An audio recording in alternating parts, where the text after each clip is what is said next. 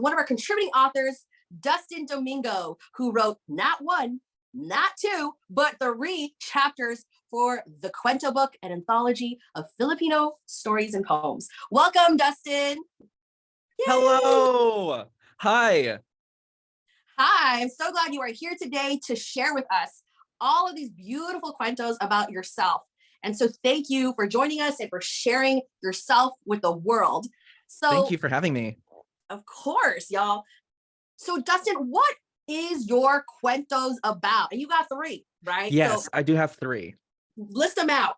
Two of them are personal stories, so they're in prose, and then one is a poem. So yes. What are the names? What are the titles? So 2 prose, 1 poem. Okay, so before I get into that, I do also want to call out I've recently been inspired, not just by like all of the cool stories that I've encountered from folks in this community, but I am following a bunch of queer Black and brown folks, like just on the internet and stuff, and like interacting with you. I have to say, I am also Dr. Dustin Domingo. So I'll say that here, even though I would like you to call me Dustin, I will acknowledge for the sake of not dulling my shine, you know what I'm saying?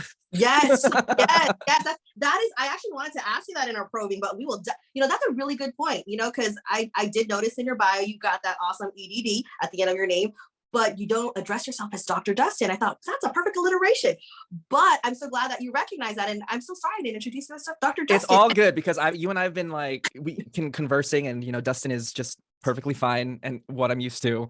It's not often that folks do address me as Dr. Dustin or Dr. Domingo, like outside of professional spaces.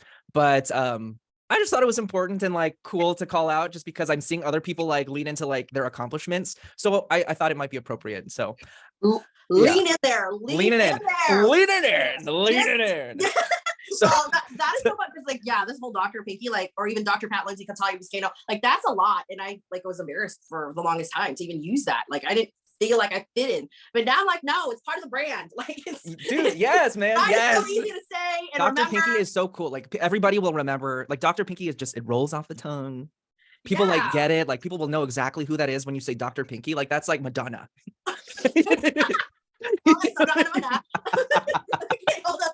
Anyway. Okay, y'all can see we're about to have so much fun with Dustin here. Okay, so definitely let us find out about these cuentos. What are your cuentos about? So those titles of those cuentos and what each of them are about. Okay, so I contributed 3 pieces. The first is called I An Introvert, which is a reflection on my childhood self and how I came to be somebody in society who has been socialized to be invisible and silent, especially when it comes to sexuality.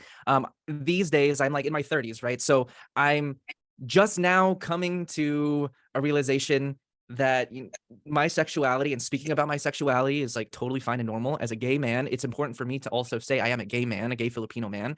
And I took this opportunity with this project to reflect on how did I get into 2 to 3 decades of my life feeling uncomfortable with who I am, because attitudes, behaviors, beliefs about yourself are learned.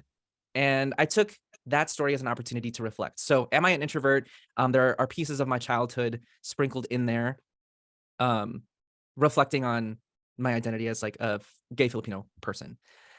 Then my second cuento is called A Gaysian Friendsgiving, which is a continuation of my reflections on what it means to be a gay Filipino man.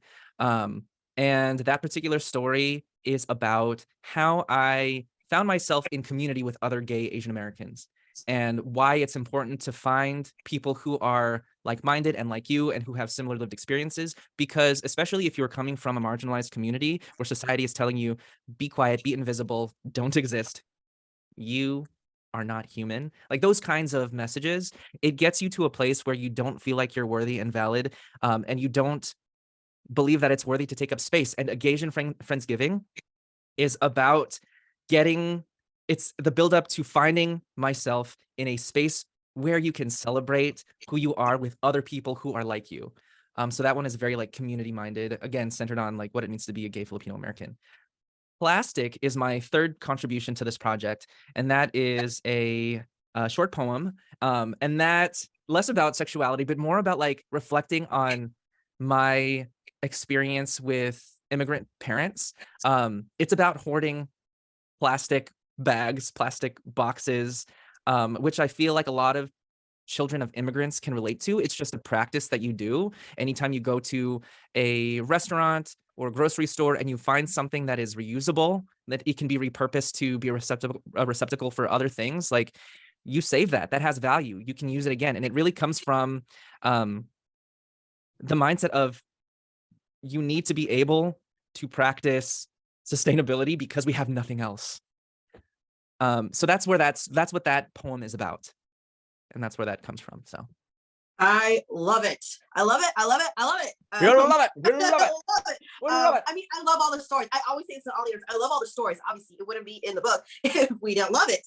But every story has something to love about it. And I love that, you are unabashed, you are courageous and bold and brave to state that, not just once, but multiple times in your cuentos, Dustin. And when we put out the call for submission, we essentially said, anyone can share anything about themselves, their life, their experiences. And we have actually queer writers in the book.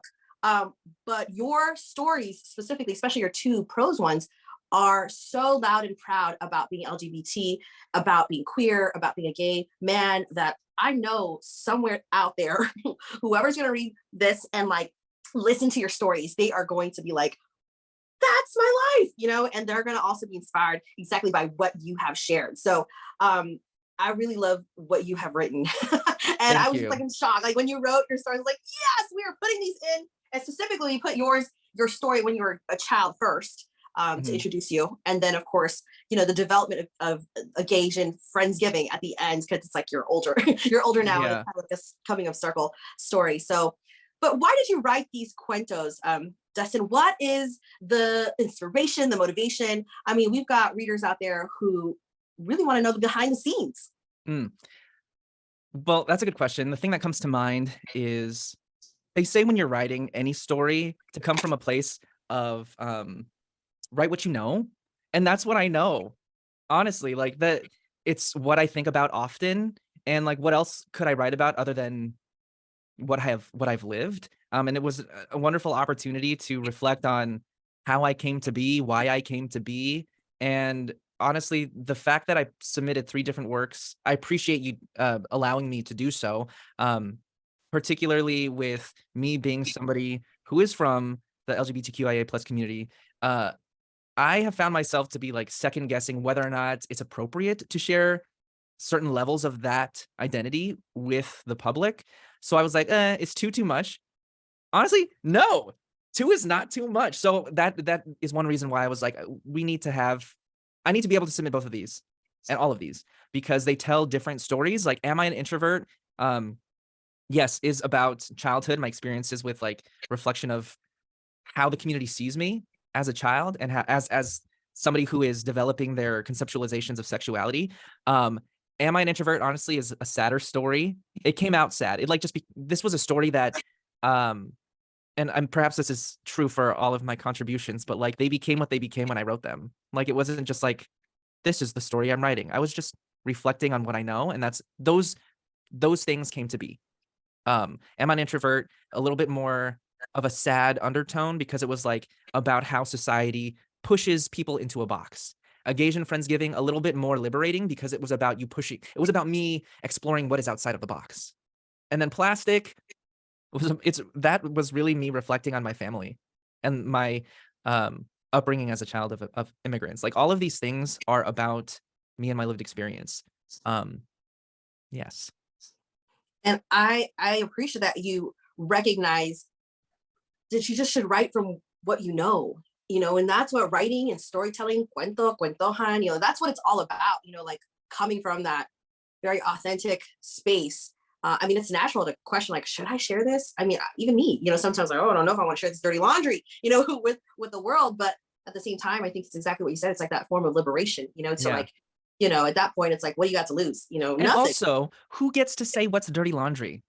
Right. That's like the shame that people make you believe, not you, but like people make other people feel ashamed of who they are, and they label that dirty laundry so that they don't express themselves. Honestly, these are stories about childhood and finding friends, and what society is telling me what to do and what not to do. Like, this is just a true story. It's not dirty laundry per se, but like, I understand the idea that like these marginalized identities are made to feel that they should be considered dirty laundry or kept in the closet.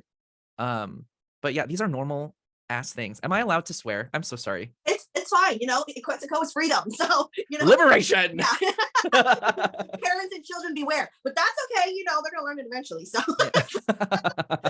Worst you got words out there to doctors use, I swearing suppose. here, Yeah. that's like my mom, like she's like, what? Stop in Tagalog. She's like, stop cussing. That's not like what an educated person does. Oh Like, my God. you But heard that, right? you You and heard I that, are right? both educated as hell. And You're right, exactly. we, this is like another conversation about the idea of like professionalism and what it means to be somebody who is educated or somebody who is supposed to be one with executive presence. What the hell does that mean? Oh my, exactly. Don't get me started on what that means. I've had the training myself, apparently. So that's another conversation. But that's another Kuwento for another day. You know what I mean? That's the next submission, next round. Yeah, that's another project. Jeez. So actually, like in each of those stories, I do have questions for each because I'm nosy. I want to know. Oh yeah, for sure. Okay, I love the spam fried rice. Okay, in your Gaysian Friendsgiving, what did they think? What did your gay friend circle group think about your spam fried rice? Dude, you can't mess up spam fried rice.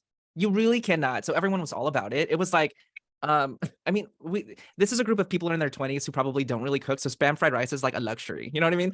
Fusion. It's a fusion dish. It was good. I mean, people liked it. People were all about it. Like, it's funny because like when you're in your 20s and you're first getting into these kinds of like coming to people's houses with food items, like it's not a sophisticated experience, but that's also why these things are so fun. When you have a potluck and there's no specific theme, it's just like bring whatever, you get the best stuff. It's like a hodgepodge of like different genres of food or different like a very culturally diverse spread. And right. You may have like a bottle of vodka sitting next to cookies, sitting next to enchiladas, sitting next to spaghetti, sitting next to spam fried rice. It's just me saying that and hearing myself say that is very nostalgic. I feel like a lot of folks will look back on their 20s or their college life and think back to like those days when they thought that they were like, oh, we're gonna have a dinner party and it's gonna be like ha ha ha. Like yeah, they felt so fancy, but it was like it's cute because it's like just stuff that they found in their pantry, things that were affordable, not necessarily super fancy, but put together with care. Yeah, let's talk about the affordability aspect. I was cracking up when you were talking about that GPS. Oh my God. I also had a flip phone, and for the longest time I didn't have a smartphone, and it barely had like internet. Like you had to write down your directions. That must have been like a pain to do. Yeah, I could not afford a printer. My ass was living paycheck to paycheck. It's like, okay, a scratch piece of paper will do just fine. So for folks who are listening to this, there's a section in the story where I'm trying to get directions to a party, and GPS wasn't a huge thing for me at the time. It existed. People had devices that they would install in their vehicles, or like it wasn't a part of like phone culture back then. So you had to look up your directions on like Yahoo Maps, MapQuest, and folks would print them out and they would take them with them like an actual map. I did not have a printer because your boy was not making that much money. So I just hand wrote them out. Yeah. I don't know how I survived during those times because I rely on GPS so much these days, even to just go like a few miles out. So I'm like, I don't remember street names. I don't know anything. And I was like, at the time I was going from Moreno Valley to Rancho Cucamonga. For locals, it's probably not that big of a deal, but like I didn't get out that much because I didn't have the money to be doing so much gallivanting outside my city. So Moreno Valley to Rancho Cucamonga, that was a very adventurous thing for me back in the day. Yeah, it can be scary too if you're in the dark driving in like the mountains and the desert. Like yes, yeah. So what's funny? There was so one of your other contributors is Crystal Robignol, and she was a really good friend of mine in college. And when I would get lost, I would call her up and I'd be like, "Can you look on the internet and can you find me directions?" Like if I missed a turn, you wouldn't get rerouted because that didn't exist back then. You would have to like look back at your actual map or like backtrack and find your way again. And like, truth be told, I'm not good at reading maps. I'm just not. So I only wrote the street names, like turn right here, turn left here. And if I missed a turn and I got lost, I didn't have the actual map to reference like geography. So I would have to call people. I would call Crystal all the time. So she got me through my young adulthood. Like she saved me 100 You times. phone a friend. Phone a friend. That was like Phone a like friend, Like a yes. millionaire. It was like the same time frame, right? Like Right, phone a right, friend. right. She was my friend that I phoned. Reliable Crystal Robignol. She's I love her so much. She really saved me. That is so wonderful. In your story, Am I an Introvert? Mhm. It really just was, there are obviously parts for me as an adult looking at this little Dustin boy, little boy Dustin, and Mhm. going through that. Do you when you wrote that piece, Mhm. could you see it? Like, were you like transported back to like washing your hands? And then, I love that line where you said, like there was like this like sense or atmosphere of curiosity behind you, right? Like you Mhm. could feel eyes on you. And it's not eyes of like, oh, look at something cool. It's eyes of like, like this is weird, right? Mhm. So that moment always strikes me because I think I just feel for little Dustin. I feel for him too. My God. Yes, to answer your question, like it does take me to a place. It transports me back in time to read it back. It is rather difficult for me to like read it back because I think back to how I felt in those moments, particularly with my parents, because I love them, but they were very homophobic when I was a kid. We didn't have those terms to be able to label like what it was they were doing, saying, or being, but like that was just very normal. Like homophobia was very normal back then. And it's not like any shade to them. They were just being it's I mean, to say that people are products of their time is sometimes inexcusable, but they really were products of their time. And they did what they did because that was just how life was back then.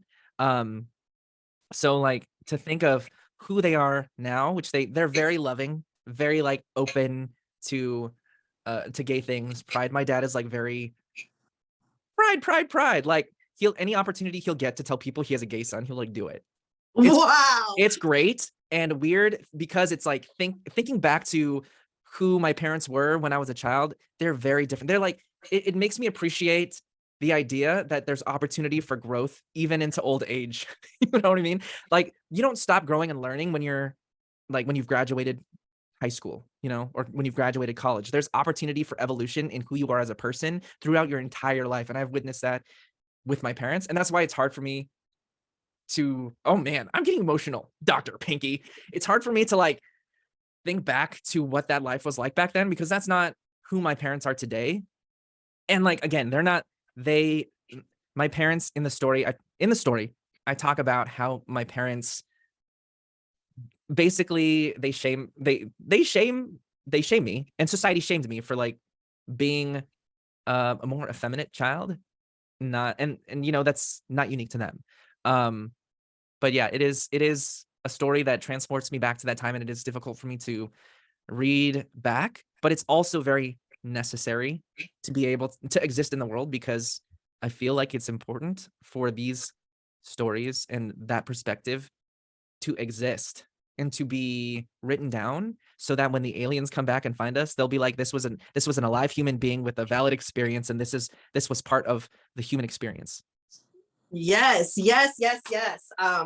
And so well put and so eloquent because you're in the story, but you're also not in the story anymore because you're reflecting back, and Mhm. that you're able to do that, and reflect on that. And when you talk about your parents, especially in the poem Plastic, um, I just thought, wow, he faces the same thing I do. Like, I'm like, I guess I'm not the only one that has a family who exactly does that. Like, collect a cup from McDonald's. Collect. Yeah. I mean, I do have plastic bags, as well. Mhm. But sometimes, back home, it really got to a level of like, all right, it's like trash bag fulls of grocery bags. It's like, whoa, this is a lot. And recently, I also saw a friend of mine, their father's garage. Mhm. And so Tito, he opened his garage. My dad was also there too because they're friends. And my jaw just dropped. I was like, am I looking at my father's garage? It's like the same, like the fishing poles, the wood, the gardening stuff, the lawnmower. And I was just like, is this my father's garage? Just as, intricately, beautifully, chaotically messy. And Mhm. I'm just like, maybe this is like a thread in our community. Or not. And that's what I thought about when I read your poem. I'm like, why do we hoard that plastic? Why do we hoard these pieces? And you said it so well. It's like they're trying to hang on to like every last bit, because when you're hard up, right? Like, Mhm. at least you got that cup for your tabo. Right. And honestly, the practices that I talked about in the poem about like saving these plastic bags, saving these boxes to be reused, like these are things that I practice even today, because these plastic bags are 10 cents. You better know I'm Yeah, going to use them discounting. until they cannot be used anymore. You know, I live in the great red state of Texas, so luckily there is no payments yet. oh, okay. In California, for folks listening who are not from California, we got to pay 10 cents per plastic bag, which is great because it encourages people to reuse like tote bags and stuff. But I don't know how it's like for other people, but sometimes I forget my tote and sometimes I need to pay for a plastic bag. And also that's what I use for my trash bags. Like I use the plastic bags from the grocery store as like for my trash or in the house. Like if I need to throw things away or like Yeah, that house really things, irritates my mom when I don't have a trash bag in one of the trash cans. She's like, "You Mm, don't have. No, where's your trash bag? Where is your grocery bag?" She'll just fill it up. I'm like, "Mom, it's okay. Like, we'll just dump it." No, no, no. Like, you know. Yeah. So I agree with you. Like, there's obviously some practices that have been passed down generation to generation. yeah, yeah. But the hoarding thing, like the garage, is definitely not unique to you. I think that, at least for my family, I have seen folks accumulate. And I think part of it does come from a place of growing up without things. Like I have like my mom and my aunts, for example, they had like there was like 16 of them, siblings. So 16. or actually, it's hard for me to keep track. There's a lot. There's a lot. It's definitely in the teens. I Definitely believe in the you. I teens. completely believe you. I'm sure it was 16. So like they lived in a small house with nothing and they've all like grown up to be very good with their money. And part of money management is figuring out where the good deals are and also how to reuse things. And I have observed with my aunts in particular, whenever there's a good deal, they're going to jump at it because someone down the line is going to need freaking 10 pairs of sunglasses or like press on nails. My aunt bought a giant box of press on nails because it was a good deal. Like, who uses this? I'm Right? sure it was a great deal, but I don't want that for myself. You just never know. You never know. You never know. Someone's going to need it. You never know. Or like my mom went to the Philippines and she brought home so many toys. So many toys. And we'd play the game. She'd be like, "How much do you think this costs?" I'm like, "I don't know, $5." And she'd be like, $1.